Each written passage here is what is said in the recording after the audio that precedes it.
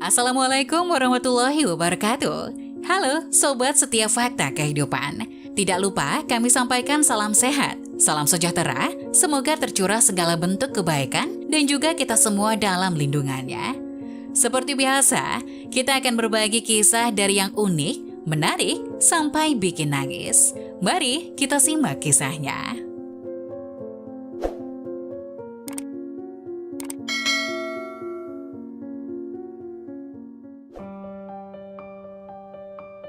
Anaknya mengusir ibunya demi tunangannya. Bertahun-tahun kemudian dia hidup miskin dan bercerai datang ke rumah ibunya.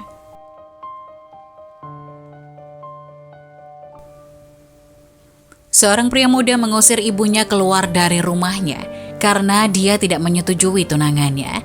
Tapi dia kembali bertahun-tahun kemudian memohon pengampunannya. Istrinya melakukan sesuatu yang mengerikan dan mereka berpisah. Tapi pria itu tidak dapat membayangkan apa yang akan dilakukan ibunya. 4 tahun lalu, ayah Roger, Ferdinand, meninggal karena komplikasi selama operasi. Orang tuanya tahu operasi itu bisa berbahaya, jadi mereka membuat keputusan akhir sebelumnya. Setelah pemakaman, ibu Roger, Susan, mengungkapkan bahwa mereka telah memutuskan untuk mengalihkan kepemilikan rumah mereka kepadanya secara langsung. Itu ide terbaik untuk saat ini, tentu saja. Kamu baru berusia 15 tahun dan ibu akan tinggal di sini. Tapi kita pikir lebih baik untuk menghindari kerumitan di masa depan, karena kamu sudah akan mewarisi rumah. Susan menjelaskan dan Roger dengan enggan berterima kasih padanya. Dia telah diam sepanjang seluruh situasi ayahnya dan tidak terlalu ingin berbicara dengan ibunya. Dia menyalahkan ibunya atas kematian ayahnya. Dia terus-menerus mengomelinya setelah bekerja, menuduhnya selingkuh. Dan pria remaja itu mengira tindakan ibunya telah menyebabkan penyakitnya dan akhirnya kematian.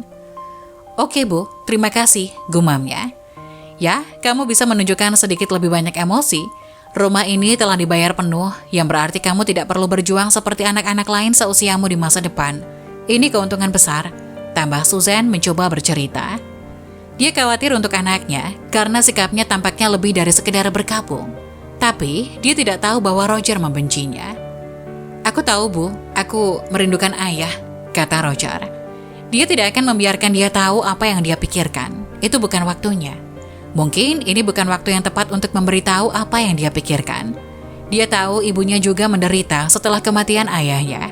Tapi tetap saja dia terkadang membencinya.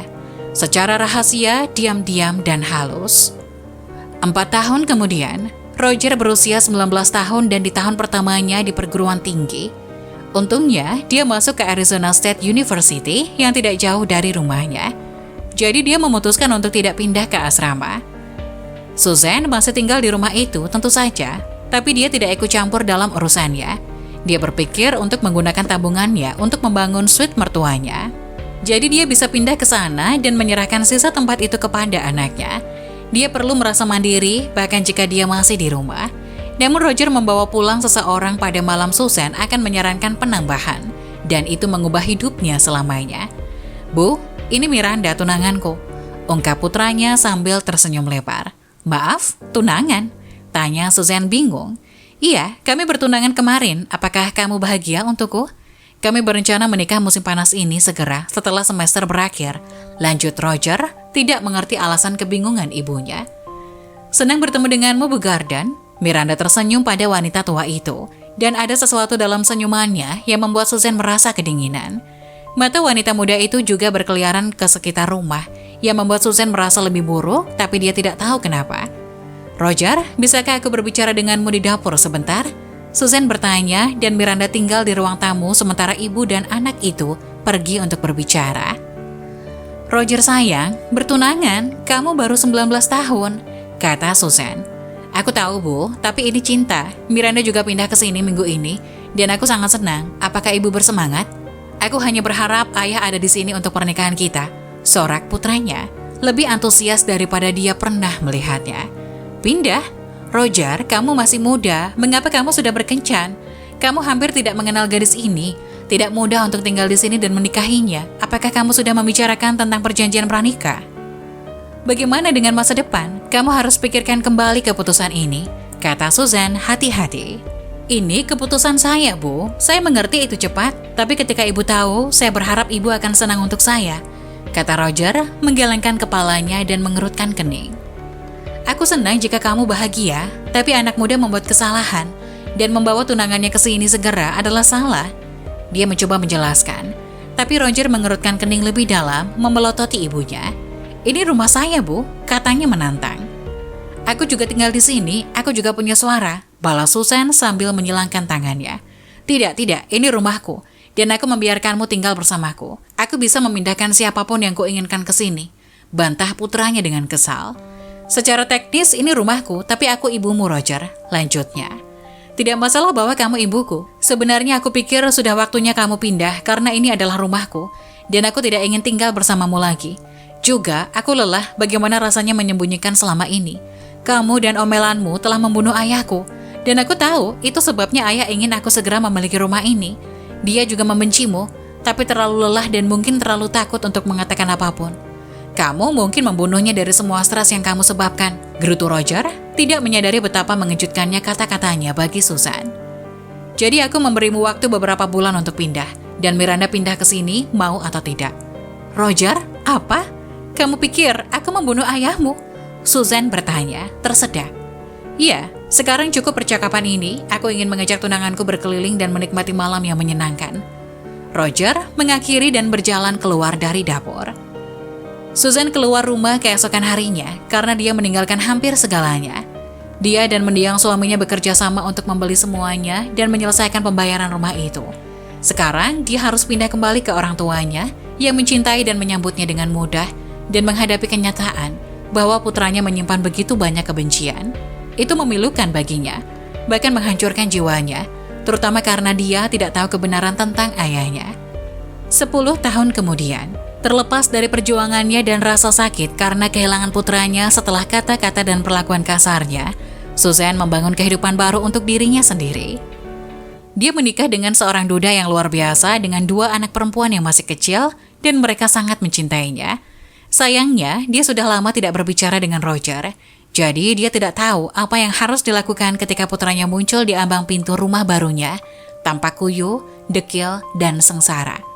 Roger, apa yang kamu lakukan di sini? Bagaimana kamu tahu di mana aku tinggal? Tanya Susan lebih bingung daripada marah, tapi dia tidak benar-benar siap untuk menyambutnya.